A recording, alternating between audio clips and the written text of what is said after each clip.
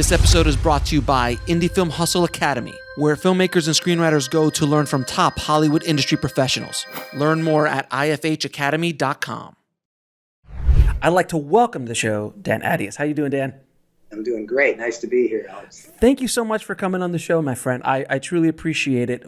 You have a new book out, which is about directing great television. And my friend, after doing research, you've shot a couple of TV shows. Yeah, just a few. Just a few. I mean, the list, and I'll put this in the show notes for everybody to go to your IMDb page. I just kept going. I went all the way to the bottom, so I see where you start as far as television is concerned, and then I just started going up. I'm like, Jesus, you worked on that? You did 10 episodes of this? You did 4? What? And it just kept going and going. So it was pretty remarkable. I mean, as a television director, I don't often see you working on, the same guy who worked on Buffy generally doesn't work on The Wire and The Sopranos and House and all these other. It's just like it was pretty remarkable. It's still a pretty remarkable resume you have. So if there's anyone to write a book about this, you're not a bad candidate. Well, thank you. I hope I learned a few things along the way, and was excited to share them with people. So how did you get started in the business? Let's see. Well, when I got out of college, I really didn't know what I wanted to do. I had been an English major, got accepted to law school. My heart wasn't in that, so I didn't start. And I gravitated towards acting just as a kind of way to kind of get better acquainted with myself, play a little bit more with, letting go of personality and kind of putting myself into other imaginary circumstances. And I really became enamored of that. And for about 3 years, I studied to be an actor. I got into some stage plays. But I found that my real strength was not so much in acting, because I found I got in my own way. I understood scenes well. I understood what scenes were about. But I found it challenging to kind of reconfigure my internal life to be able fully to embody what the character might require. And I'd understood what was necessary, but I had trouble getting there when I was the one who was going to have to be seen and judged and evaluated. When I happened to wind up in film school as a way to continue to study acting, but in the film school program I was in, I had to make a film, because the idea was, well, if you're gonna write about film, or it's a good thing to know just what's involved. And I made a short film, and it was an epiphany. It was, I learned that when I was behind the camera, when I could ask actors to kind of inform a character, I found myself very articulate, very empathetic. I was a better actor directing an actor how to get there. I loved giving them the ideas how to get to a performance. And the real epiphany came when I started assembling it. And I saw that by putting two pieces of film together, an emotion, a reaction was sparked in the viewer, in me, when I would watch it.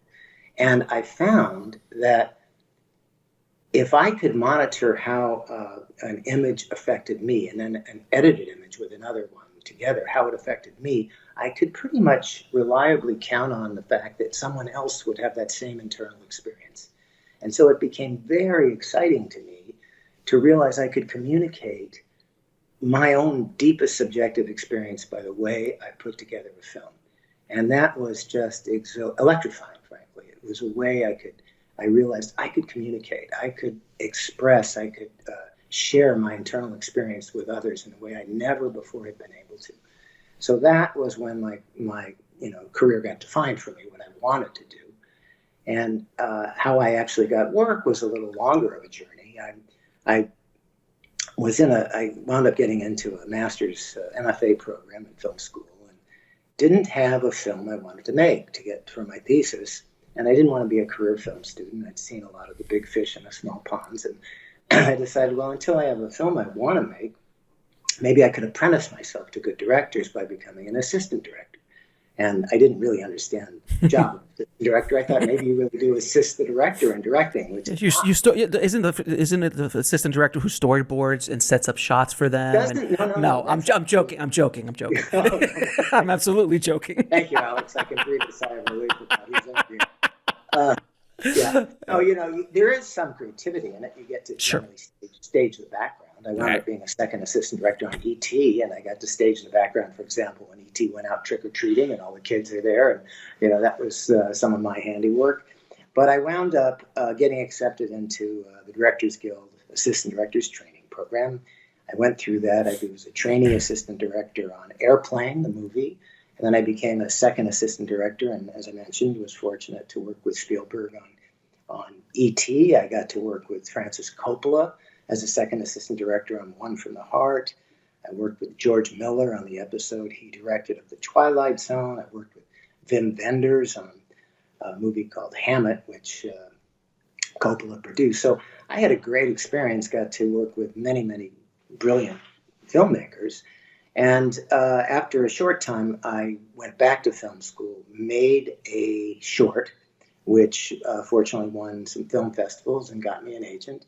And from there, I got my first job, which happened to be a feature film. It was Dino De Laurentiis's, he produced it. It was Stephen King's Silver Bullet was my first job, 1985. And, my television career, which I appreciate you kind of enumerating some of my credits, I didn't really start out thinking that would be where I'd land. I wanted to, continue my work as a feature director, but I didn't want to do another horror film. Those were the things that were offered to me after Silver Bullet. And I became very particular and thought I would develop my own material, which I didn't connect to material that I got impassioned about. And so kind of as a placeholder, TV work came available to me, and I thought it would be, something to do until the next feature came along. But the surprise for me has been that it's been in directing series television that I really came of age, I think, as a director. It was fascinating and continues to be fascinating to me to get to confront so many different dramatic or comedic situations, so many different stories and sensibilities to inhabit, stories to tell. And I've grown to just so love immersing myself in so many different worlds that it's become a passion.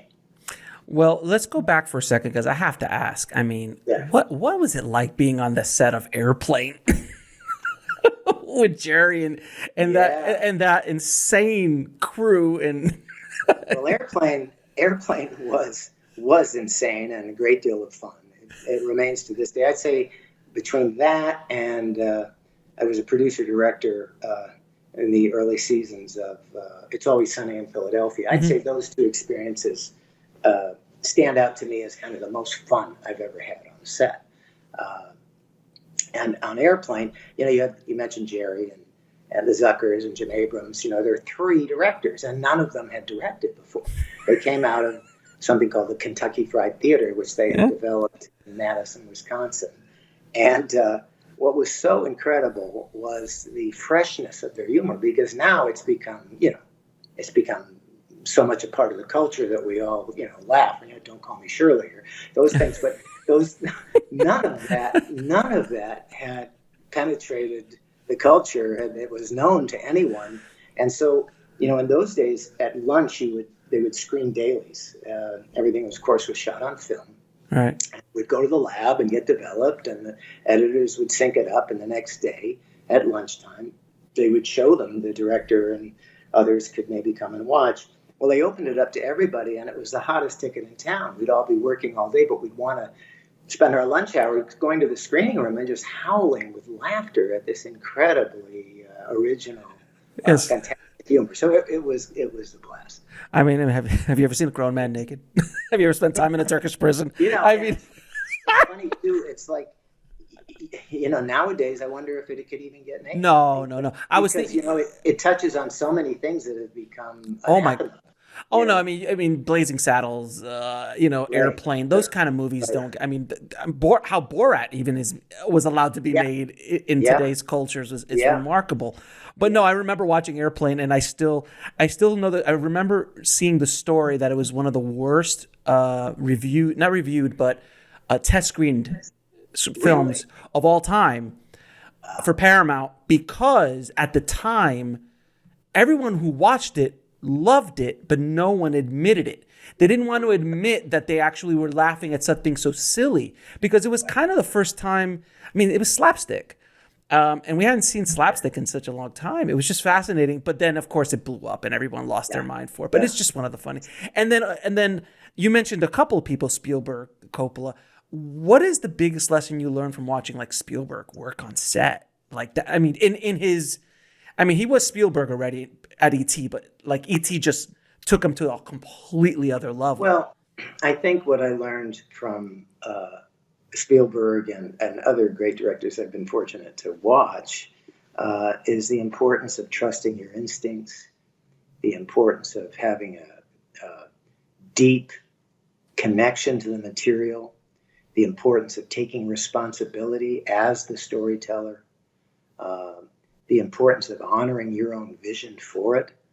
These are all things which will be interesting. I hope we can get into to discuss how it applies to series television directing because that's an area people often don't ascribe those qualities to. They think of it as primarily the writer's medium, the showrunner's medium, and the director, the guest director coming in just for a quick hitter and probably not, having much even responsibility for the storytelling. When the truth is, in my view, I approach every show I direct as my show, even though I have to. And let me qualify that. I have to serve the vision of the showrunner because a show really needs one vision, and it's my job to understand fully what those intentions are of the showrunners, what the vision is, what their ideas are for the story. But I cannot tell it well unless I make it mine. I cannot, unless I connect to the material in a way I can personally care deeply about, I cannot make anybody else care about it. So I have to, when I'm in the director's chair, have to absorb all of those givens, and then I have to find my particular take on it that cannot be in contradiction to the vision of the showrunner, but it can further it. I can give it my particular take, and I hopefully can add something to it that can only come through me, just as any director has only themselves to offer.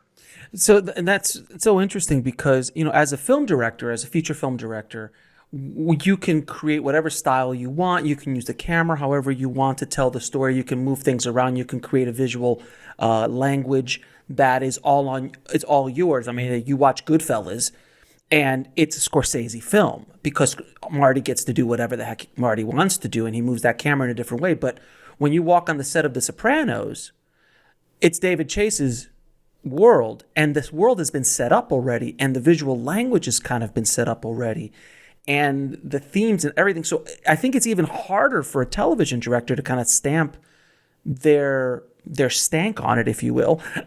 Yeah, it's a how do you fascinating. do Yeah, that? I've given a lot of thought to this, and I hope I make some of the points I'll try to make here in my book. Uh, uh, one metaphor I have for it's as if every show has its own language, and by that I'll include sensibility, tone, way of seeing things, way of camera works, all that. It has its own language, and my job is to learn that language so that I can speak it in my voice. It becomes not mimicry. It becomes, okay, these are some givens, these are some parameters. But now let me fully explore myself within those things. If these are the rules, how can I make use of them to fully express what I have to offer here? So uh, it's a fascinating. It's funny. I mentioned that I studied to be an actor for 3 years. It's an interesting parallel in that I have been fortunate to get to direct a wide variety, not just of shows but of genres. I've directed The Sopranos, The Wire, 6 Feet Under, Deadwood. More recently, The Americans, Homeland, all kind of very serious shows. I've also directed As I mentioned, It's Always Sunny in Philadelphia, Buffy, 10 episodes, as you mentioned, of Entourage.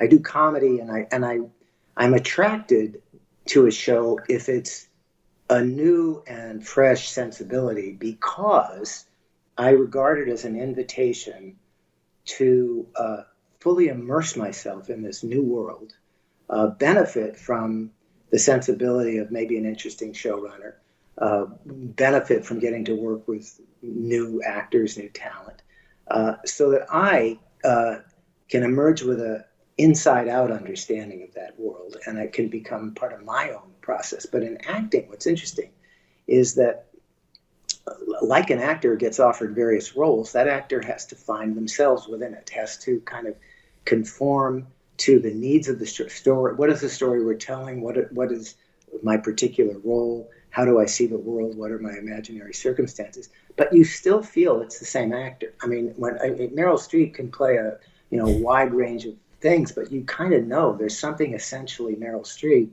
that comes through in every role. Mm-hmm. And it's kind of similar, it's kind of, or you take, let's say Hamlet, say, oh my God, did you see Olivier's Hamlet or Ray Fiennes' Hamlet or whatever? But they're all, it's like no one's changing Shakespeare's words, no one's doing it, but there's something unique because the presence of that particular person is fully animating, is fully informing that character. Well, there's some similarity when you approach a new project as a director. You're bringing yourself to it. So, of the things you mentioned, yeah, every film has a visual language, say, for example, and some of your older listeners might remember NYPD Blue, that kind of. Yeah, very much. Was groundbreaking, and it had this handheld camera that no one had seen, so it was shaking. Well, you're not going to come into that show and say, "Okay, let's just fix the camera right here, don't move it." Wide shot, guys. Master shot theater, guys. Master shot theaters. You can't do that, but you can learn the language. It's another interesting feature is that what I'm always asking myself as a director in every creative choice I face is the question I ask myself is, how does that make me feel? How do I feel? What's the emotional, subjective state this particular choice evokes in me? It can go, for example, in rehearsals. I'll watch a scene and unfold, and I'll have an understanding of what I feel the scene is about, what has to be communicated in terms of the story going forward, what we have to get out of this scene, what's happening between the characters. And as I'm watching the scene unfold, I try to stay open to what the actors are bringing to it before I make any suggestions. But as I watch them, I might find myself, I'm interested at the beginning. Oh, I got bored for those, 3 or 4 exchanges, and now my interest picked up again here. Well, I know that only by, looking inward. It's like, I'm just not interested. Oh, now I'm interested. So where I'm not interested, I know, okay, that's where more digging is necessary. So what would make me interested in that? Or if this scene is being played in a way where the intentions are not interesting to me, I don't just say, well, it's a bad scene. I say to myself, what would make this interesting to me? Or if I'm breaking down a scene with actors and, they're seen to be saying lines just because the script says it's their turn to speak, I want to find a reason why their character thinks to say that particular response, that particular line in response to what the scene partner is saying. I said, well, let's dig in. Let's see, what could the scene be about subtextually? What could really be at issue that would make your response not just appropriate, but would further your character's intention? So these are all things that come only from, I believe, looking within and assessing how you feel about what's being presented to you. And then you measure that against everything. Ultimately always has to be measured, in my view, against what is the story we're telling. We have to define that. What is at issue? Because a story is so much more than what happens. A story is the meaning you ascribe to what happens, the emphasis you give, what you want to acquaint the audience with in terms of what is at stake here. And that's really what the director can bring. And it's often been said that the art of directing is kind of invisible. Because if you've done your job really well, unless you want to kind of make a splash and kind of show off with a 360-degree camera move every other shot, and something like that, which can be fine to my mind, if it's in service to the story, if it's in service to creating the subjective state in the viewer you want to put them in to fully experience the story. But, yeah.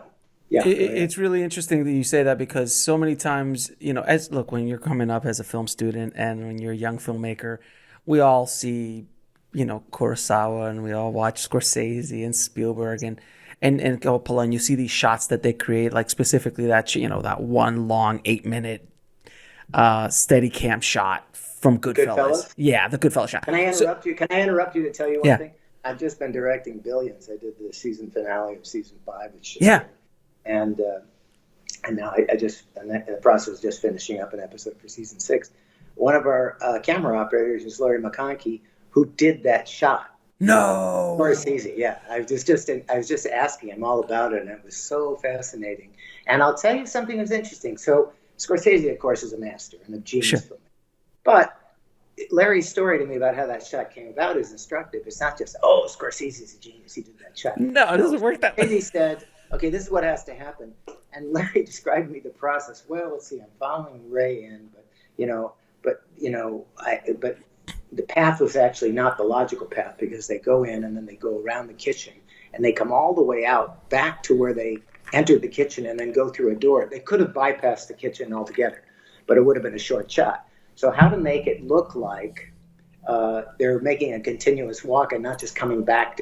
So they devised all these things, and in the construction of the shot, Larry was saying to, Ray, it's like, hey, Ray, can you, I need a distraction here to happen so I can catch up with you when you're ahead of me. And then they said, okay, why don't we bring in this? And they started inventing all these things which are in the shot. Sure. That came about through a collaboration, but that's through a need for and that's the beauty of filmmaking, and it's the beauty of directing television or features. When you're doing single camera directing, it's such a beautifully collaborative process.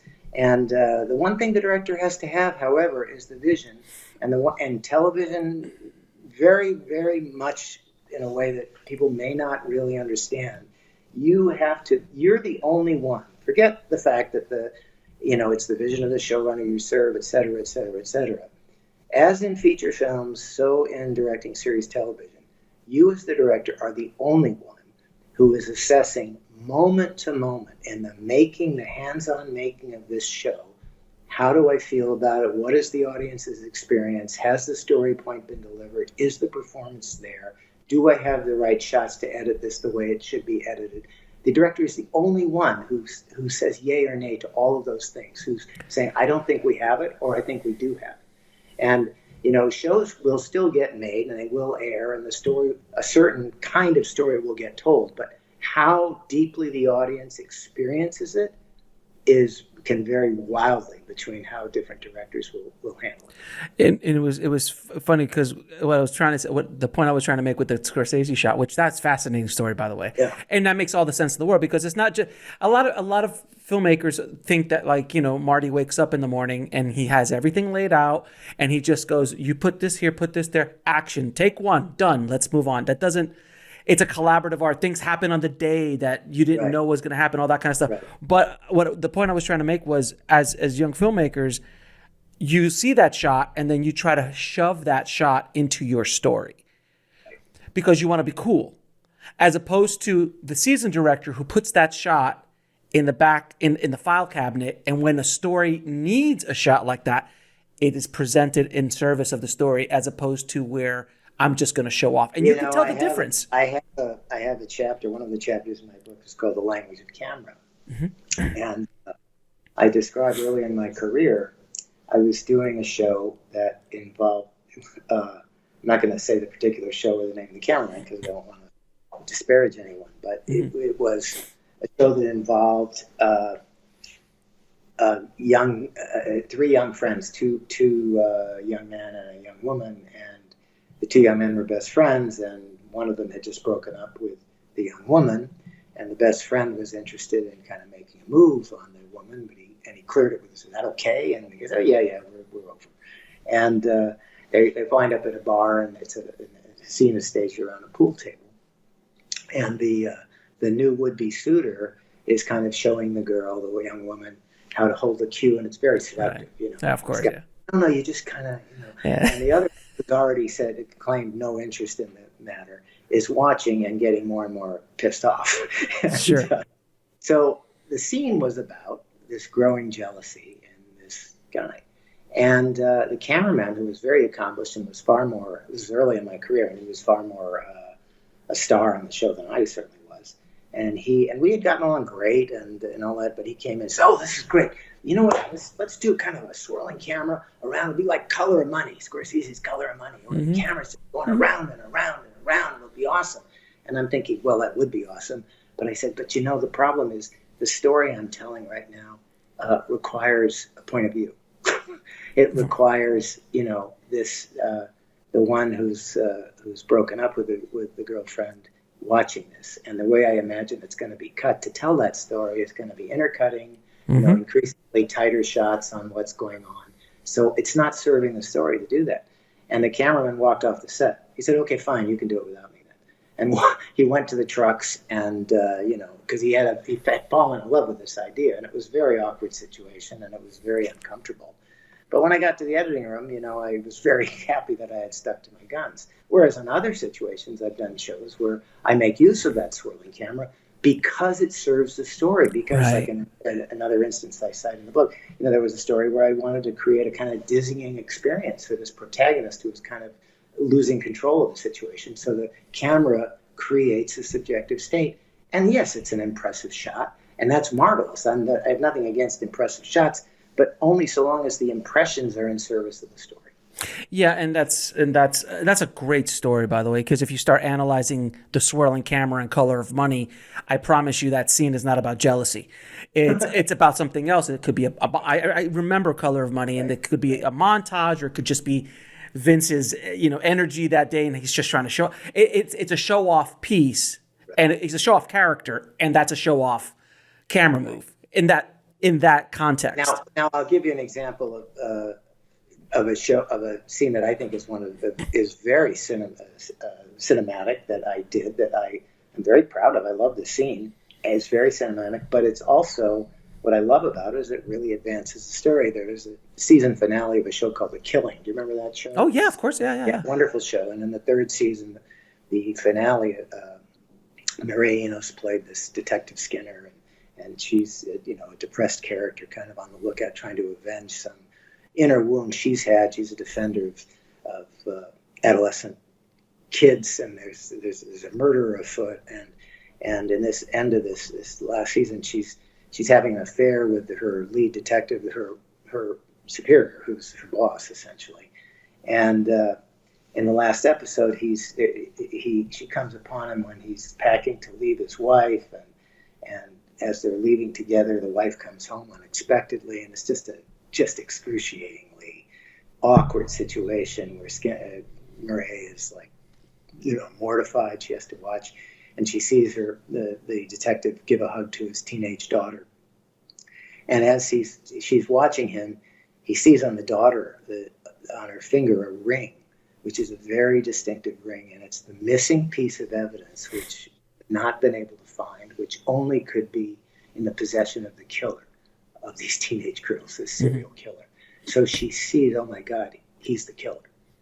This man I'm having an affair with, who has been supervising this investigation, who I've been sleeping with, and I'm about to walk to his car and get in his car with him, is the killer. He doesn't know that she's seen this. Mm-hmm. So it's the walk to the car, and there's almost no dialogue. And I describe in the book, and I won't go through everything, but we did this. We ramped the camera to slow motion as Murray is walking down this walkway towards her car. The guy's ahead of her. I had her look directly into the lens. She's completely haunted. It put the audience in her own subjective state. As she approaches him and she's seeing the back of his head bobbing up and down in slow motion, she wants to leave this reality. It's so horrific.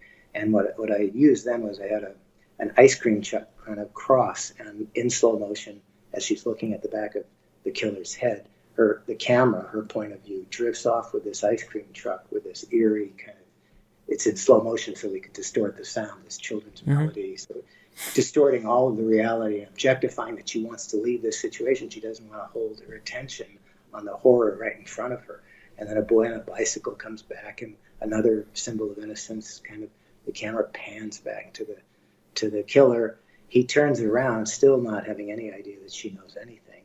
He looks straight into the camera, breaking the fourth wall, putting the audience right in his crosshairs. Mm-hmm. So, and then the exchange, just in a look between them, he understands in a moment that she knows who he is. And without a word of dialogue, I really, hoped, and I believe they did, the audience really felt, they've had a whole experience of a whole story point getting revealed and had shared the protagonist's inner experience of horror. And then we went back to live action, and she did what police do, and she arrested him. But that's a case of really being able to use the camera, in a certain way, an impressive way, but only in service to deepening the story and the experience of the audience. Now, when you walk onto a set on an established show, even if it's been a first season, but especially if it's been third, fourth, fifth, or sixth season or higher, these actors have been playing these roles for years. As a general statement, when a director works with an actor, they're developing the character together, in features at least, they're developing the character together, they're figuring things out. There's still a lot of questions. When you walk on the set of Entourage, those guys knew who those guys were, or you walk on The Sopranos, you're not telling Tony Soprano how to do the scene, So how do you direct actors who just know the character better than you? That's a great question. I would say in those two instances, I directed the early episodes of both Entourage and The Sopranos. Actually, I was fortunate David Chase had done the pilot, and we had known each other from Northern Exposure, which he also still had on. And he invited me to do the next episode after the pilot. They were down for 9 months before they went to series. So he said. So there was, and in Entourage 2, I did early episodes too. So in those two instances, I was kind of on the ground floor a bit. But you're absolutely right. That is one of the fundamental challenges of two series directors. And again, I have a chapter where I address this directly.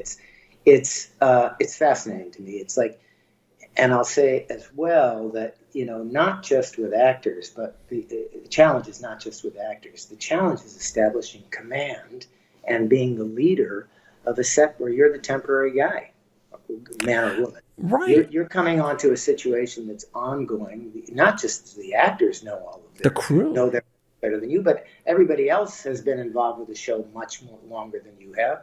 So you're coming in to run the ship, to be the captain of the ship for a week and a half on set, for 8 days of shooting generally. Maybe it's 10 if you're lucky. And so in addition to developing the qualities of leadership you really need to have, and that's not to say, being commanding, but having command, having a connection to the story, taking responsibility. Everybody has to sense that you are taking responsibility. But when it comes to actors, there's many more subtle issues. It's like, it's their skin in the game, right? It's their mug up on the screen.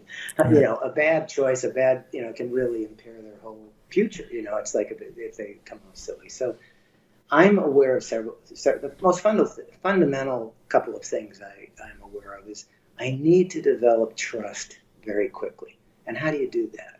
I need them to see that I'm somebody they can trust. And how I do that, one of my approaches is before I ever get there, I've immersed myself in the show fully. And I've watched as many episodes as I can, or I've read as many scripts as I can. I've fully absorbed the script that I'm charged with directing.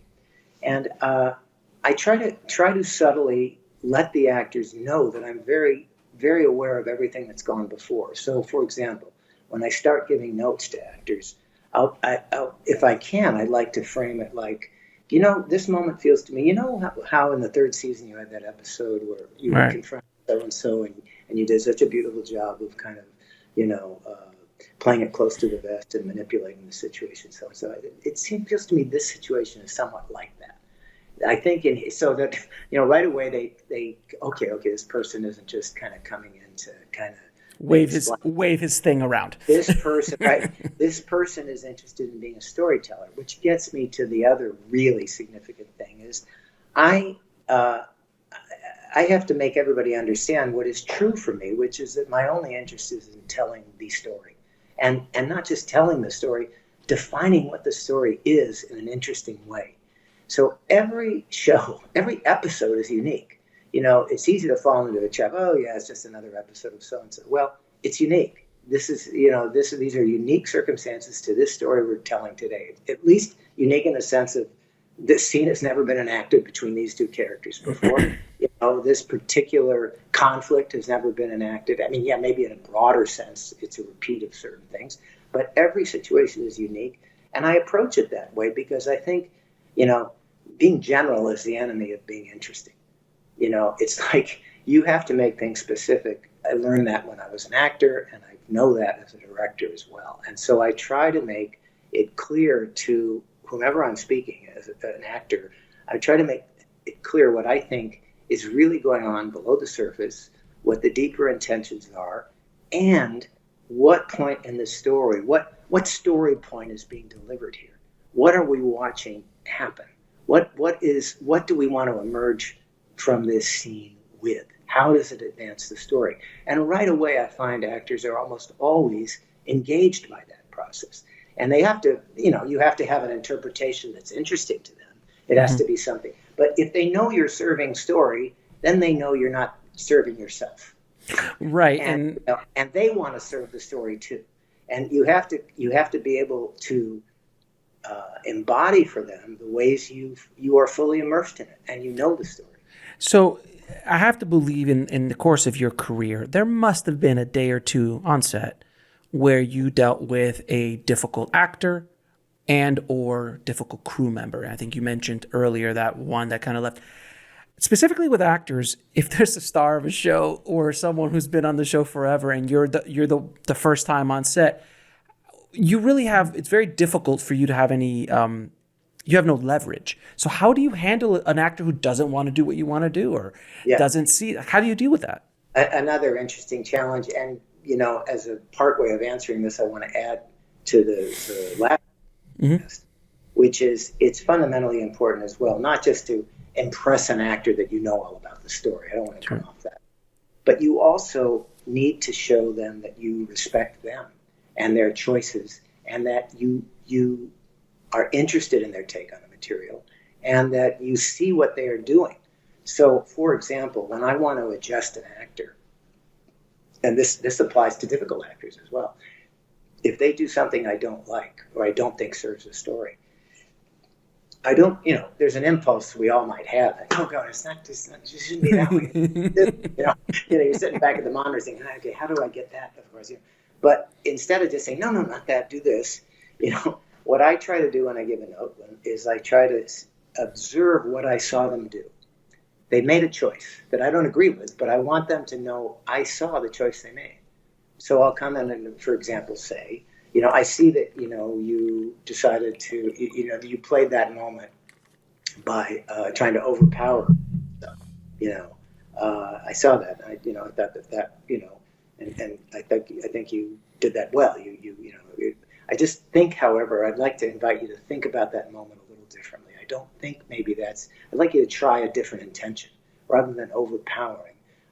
Maybe I'd like to see you try this, trying to work your way around the character as opposed to overpowering through him. I mean, I'll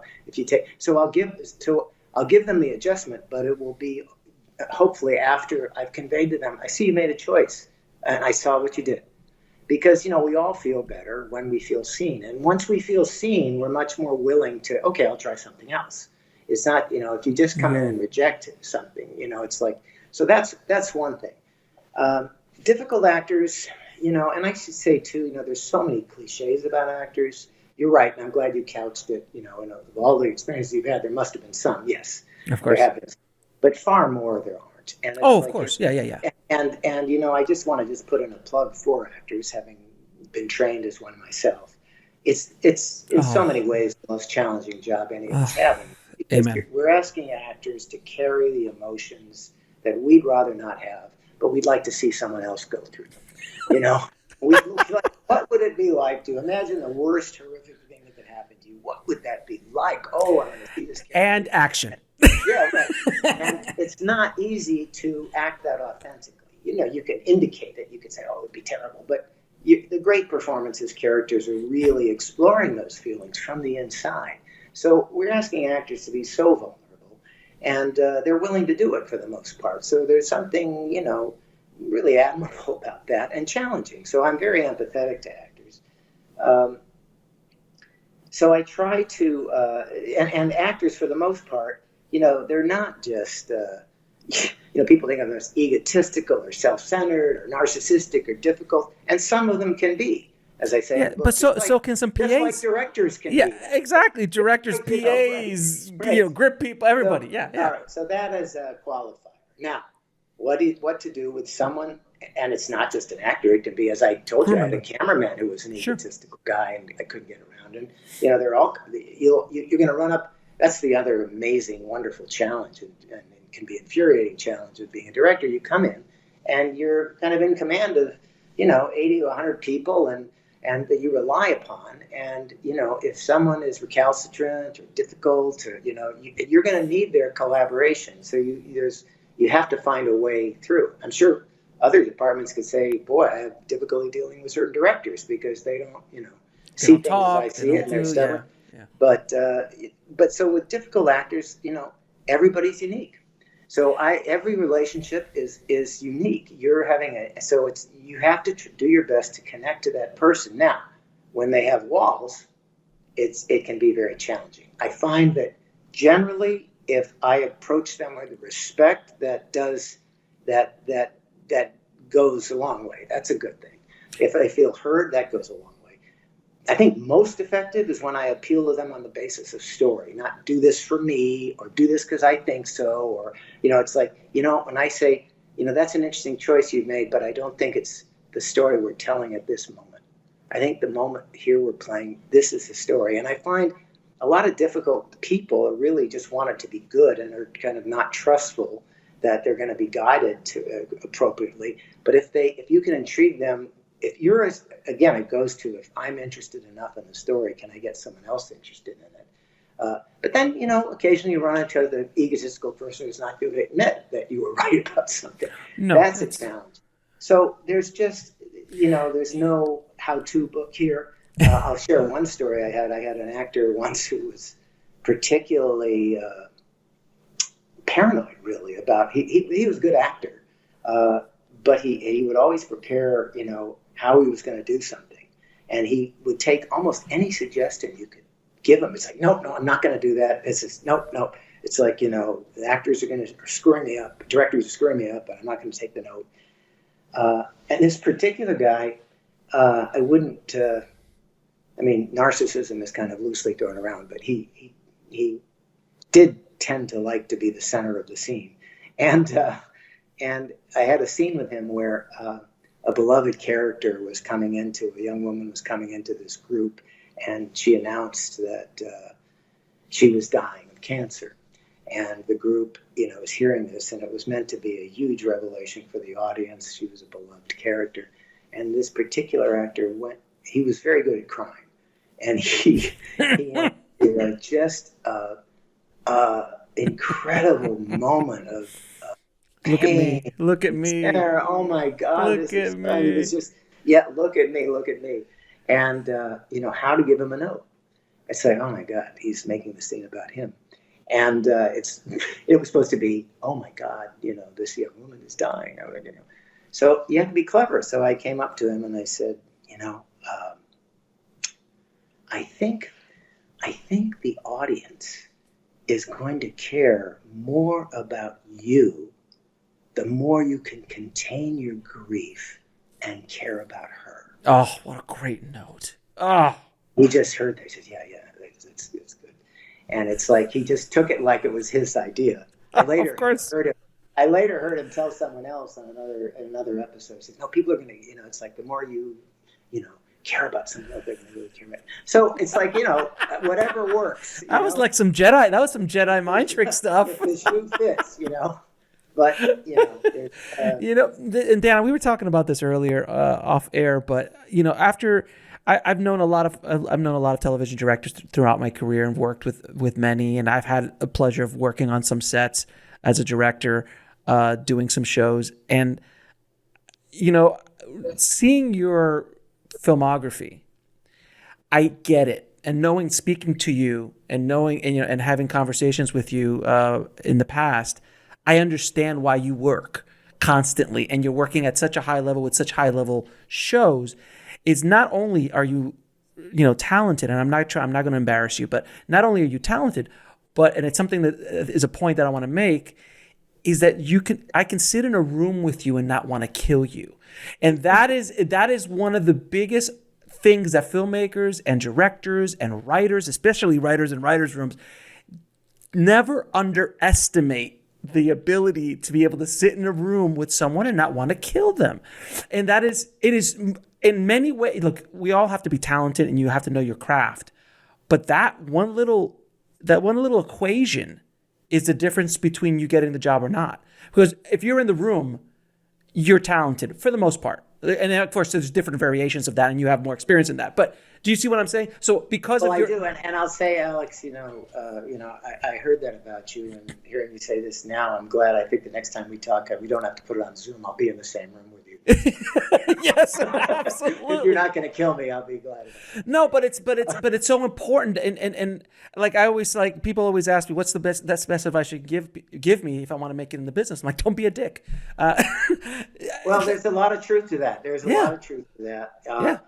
I'll say also there's something humbling about directing series television because, as a director, you don't get the credit sometimes you feel, and sometimes you actually do deserve. It often goes to, you might direct the pants out of a scene and the actors get the credit for it, even though you know what it started with and you know where you got it. Or you might make a scene really come alive and finding depths within the material that the writers didn't even suspect and never mentioned to you in the tone meeting, but then they'll get credit. Oh, what a great written, and the Emmy goes too. Like, that's what I mean. It's kind of the invisible art, and there's in a lot of ways. But that's something I actually really like, because we all have we all have within us the tendency towards grandiosity and everything else. And then, look at the business we're in. The king of the hill. It's very easy for that to kind of emerge. So, there's a kind of built-in kind of tamping down of your ego that comes with doing this kind of job, which I actually appreciate. But I know I'm going to look better if everybody else does their job well. And if everybody else does, if we make a great show, I'm gonna get more credit. So it's like it's so much better just from a purely selfish point of view. And that's not my approach. I like people having good experiences. I don't like being a dick. I'm fully capable of being a dick. I have been on occasion on sets because stress can be great and the frustrations can be great and all that things. And, it's inevitable that there are going to be times when you don't act, according to your best self. Fortunately, I'm appreciative of you saying that. And I think for the most part, I do a pretty good job of being a reasonable human being. But it's something to strive for. It's something, and you're going to do better if people feel respected, people feel seen. They're going to give you a better effort. And so that's just from a purely selfish point of view. I want people to feel good about themselves. I want actors to be able to take credit for, here's another thing about, for example, directing actors. An egotistical director sometimes will really glory in the fact that he or she is kind of, define the scene. Here, do it this. Isn't that better? Yes. I know I gave that to you. And it's like, that's just ego. It's so counterproductive. I will always, for example, when I approach a scene, have a staging in mind, because I've thought about it in my prep. I'm trying to find, first I've defined for myself, what is the conflict here? What are the intentions of these characters? What is some physical action which will convey to the audience, even without dialogue, what is going on? So that one goal of staging for me is, for example, to realize if you turn down the sound and just watch the scene, would you know what it's about through the behavior? Of course. You try to find things like that. So I'll always have a staging in mind, which is not to say I'm not open on the day if in rehearsal if something better comes out from the actors. I love that. If anything that makes it better, I love. But when it doesn't, or when you're in a time crunch and everybody's asking, okay, how do you want to stage this? Because we got to, start lighting. I'll have something to offer. But it's far preferable to me if the actors find that staging. because if it's their own, if they feel they've connected to it, if it's coming through their bodies, through their consciousness, they're going to be connected to impulses that are going to enrich the scene in many more ways. So it's just better throughout if people feel ownership, if people feel they're valued and they value their own creative resources. So again, just to repeat it, it's just it's intelligent to be not to be a dick. Now there are times you don't want to make an absolute about, oh, I'm always going to be understanding and all that, because there are times when, as the director, you have to drive the boat or the car or whatever. You got to get it made, and you've got to kind of, if people aren't are slacking off, you've got to call them on that, because no one else is likely to do it. So it's a fine dance. Yeah, it's like my grandpa used to always say, sometimes you got to show a little teeth. Every once in a while, you just got to let them know that the teeth are there. Like it's kind of like when you watch National Geographic, you see the lion, he's just hanging out, and then the kid just keeps pumping him, and all of a sudden, okay, forgot you're the lion. Sorry. Right. You got to remind people that there would be a consequence if you really if you keep pushing, the teeth will come out. Which brings me to another question I think is really informative. Again, throughout your career, we all have it if you're directing, you go through this. There's a day where the entire world is coming crashing down around you. You're on the deck of the Titanic. You feel like the whole thing's coming down.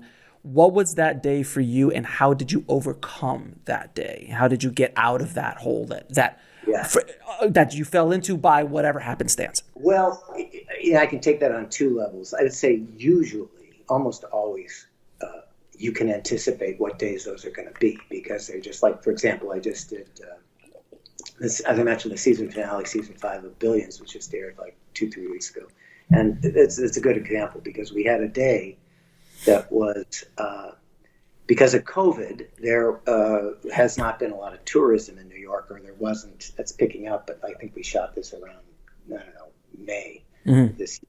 And there was a sequence where Damian Lewis's character is turning himself in to be arrested, and it was a helicopter flying in New York. And because there's not that many tourist helicopters these days, we had access to this incredible landing pad right on the East River. Just beautiful, seeing all of New York City and all that. And it was a hugely written sequence with like 8 different cars with 8 individuals showing up, 4 more cars with police showing up, a helicopter landing, the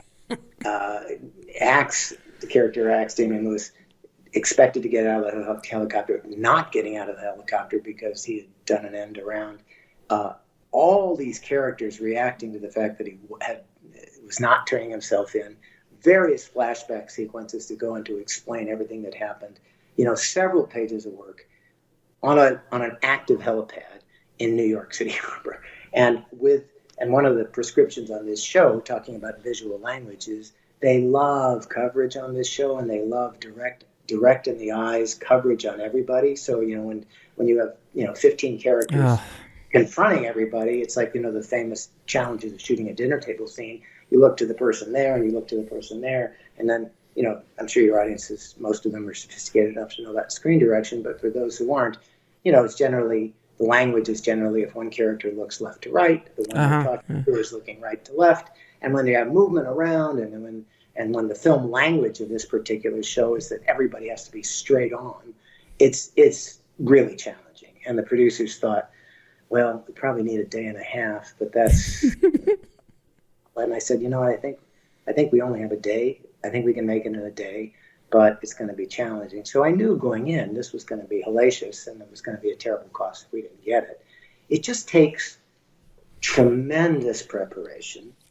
You have to also learn to anticipate where this is where experience really helps, because you have to anticipate how many shooting hours I'm going to have, how can we shoot efficiently.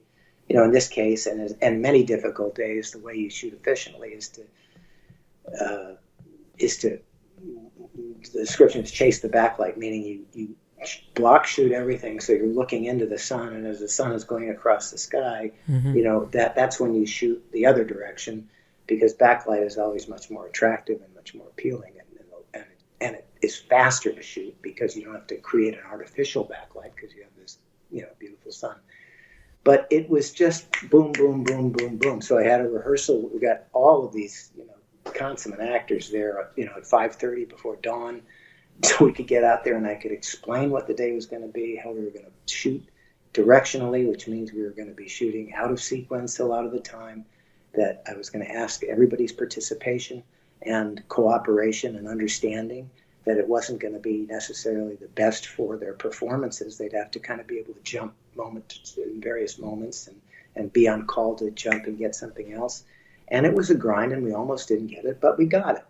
Now, it comes about, and I could detail, 100 kind of situations like that over my career. In a book I write about, there's a chapter I write about the show Snowfall, the season opener on season 3. We had a day like that. And I detail, I think your the audience might find it really an interesting experience. I found it fun to describe about particular challenges of a hellacious stunt and all this kind of stuff that had to happen in one day, and the challenges and how we almost didn't get it, but we pulled it out by the skin of our teeth. There's a lot of agita. There's a lot of stress. There's a lot of, but the main thing there needs to be to do it well is planning, is everybody being on their game, is leadership, is kind of there being one in command, not just the director. In these cases, it's the assistant director is very key. And then, so that's one kind of really challenging day. Then there's the kind of day where you have unexpected things happen that just, there might be, who knows, there might be an accident on set that, is everybody has to attend to, and there might be a weather situation that can come up. It just requires, what's so exhilarating about it, as terrifying as it all can be, what's so exhilarating about it is you have to live by your wits. You have to kind of, another chapter I write about is entitled Inner States, because I think it's often unacknowledged what a wild array of emotions you go through as a director of an episode of television or feature films as well. And you have to develop an ability to deal not just with stress, but deal with, all manner of things. The image I have sometimes, it's like diving below storm-driven seas, and it's just chaotic on the surface. But when you get, several feet below, it's just completely calm. And you can look up and you can see all the activity above you. You've got to somehow, you can't live there, but if you can just dive down there for a few moments, sometimes that's all you need to come up with a solution. How can we get through this?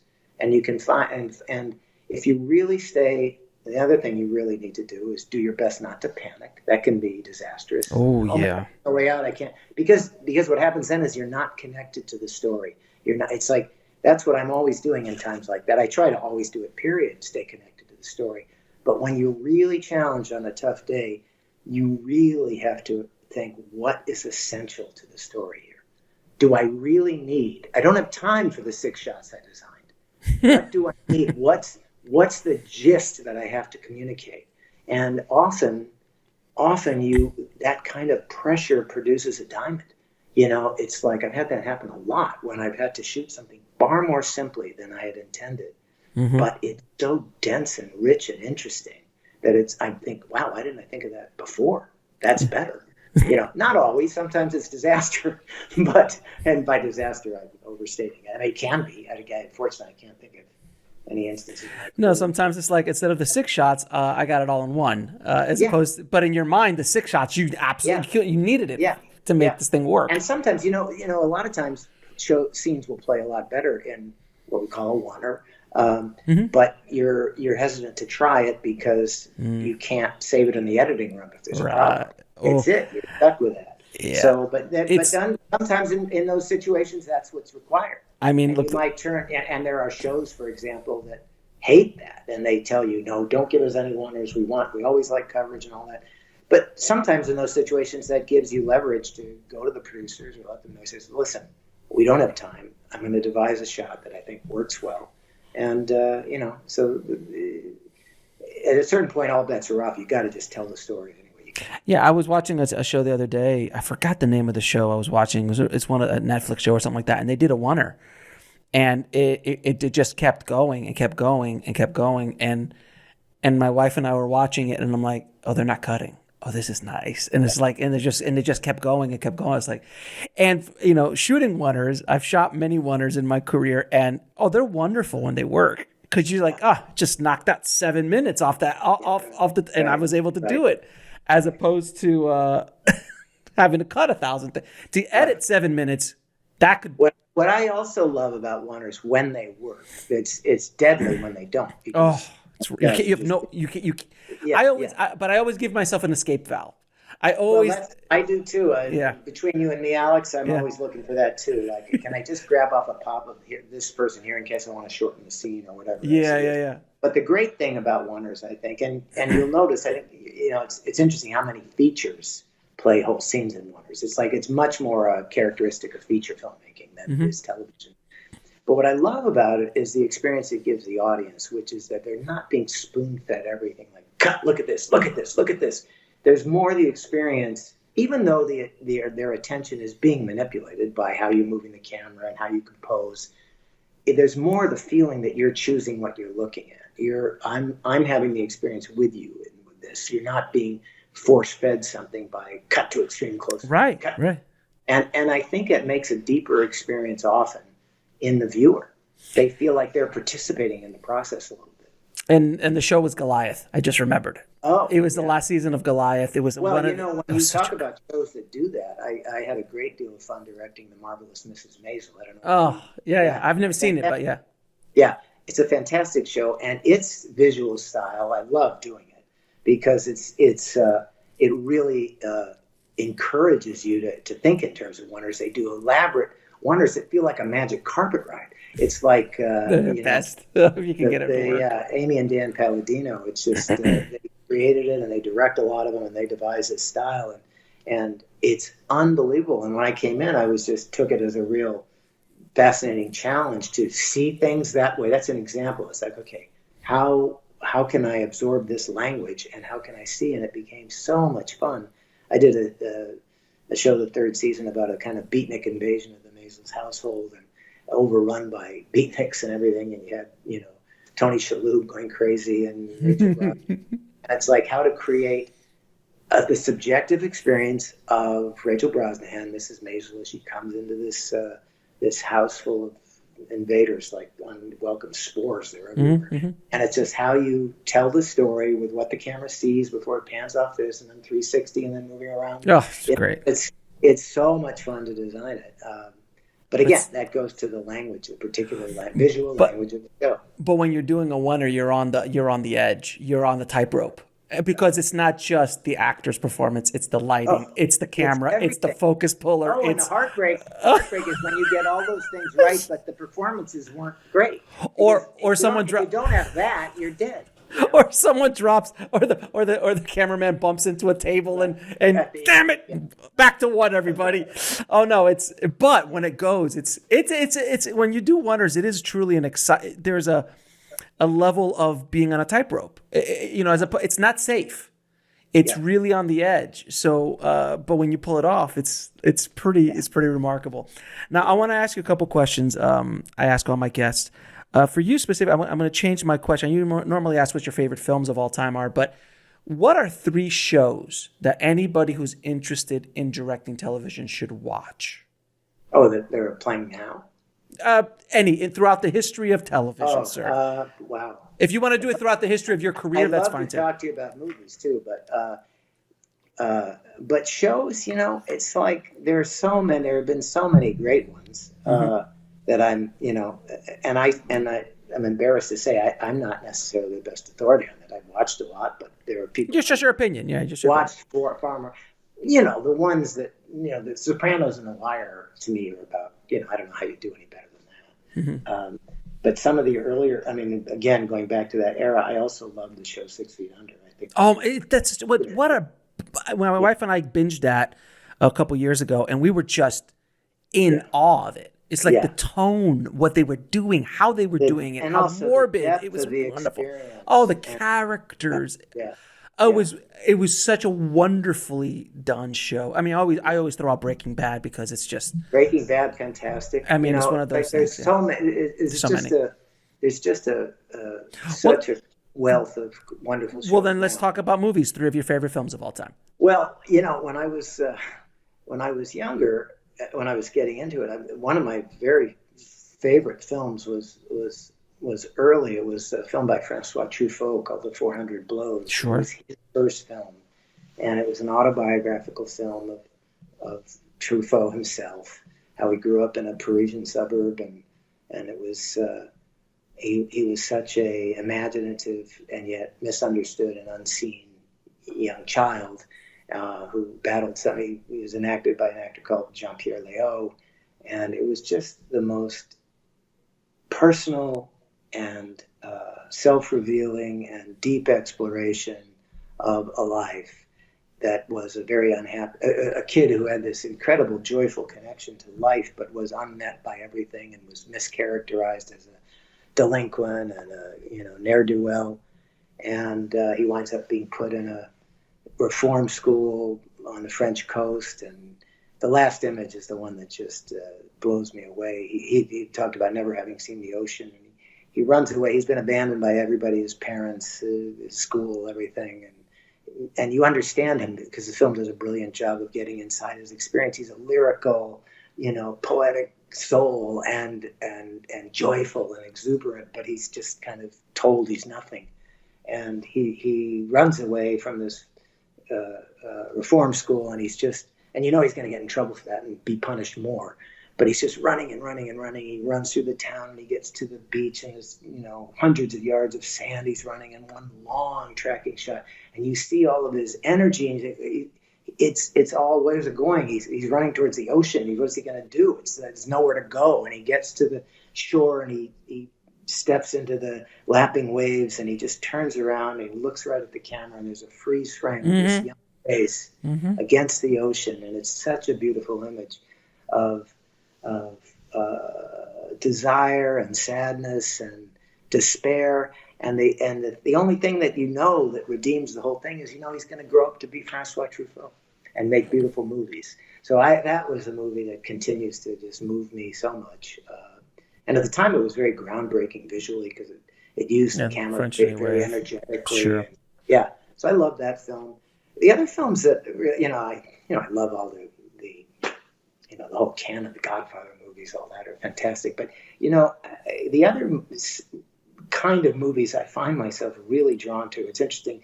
They seem to dramatize a particular conflict, and I would cite The Verdict by Sidney Lumet, Great. Scent of a Woman.